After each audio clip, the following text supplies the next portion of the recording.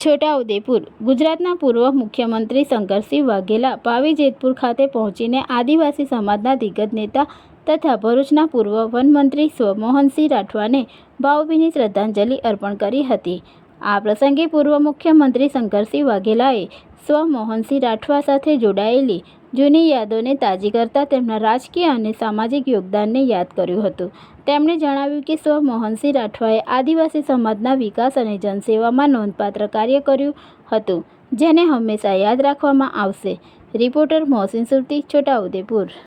છેલ્લા 50 વર્ષના સાથીદાર એવા મોહનભાઈ રાઠવાના દુઃખદ અવસાનના સમાચાર મળ્યા। સ્વાભાવિક દુઃખ થાય, કારણ કે બહુ નાની ઉંમરમાં ગુજરાતના પૂર્વ મુખ્યમંત્રી ચિમનભાઈ પટેલ સામે ફાઇટ આપીને આખા ગુજરાતનું ધ્યાન કેન્દ્રિત કરેલું।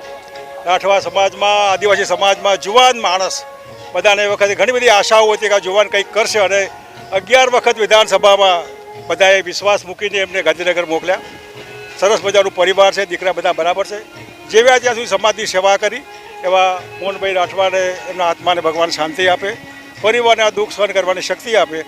સમાજ નવા મોહનભાઈ આવા તૈયાર થાય એવો વિચાર કરીને આજે બધાને મળવા માટે ખાસ પાવી જેતપુર આવ્યો છું। દીકરા બધા મળ્યા, પરિવાર મળ્યું, અને સ્વાભાવિક છે આ ઉંમરે ના હોય, બહુ કુદરતી છે વસ્તુ। બધાને આશ્વાસન આપીને ગાંધીનગર જવા માટે રજા લઈશ। ધન્યવાદ।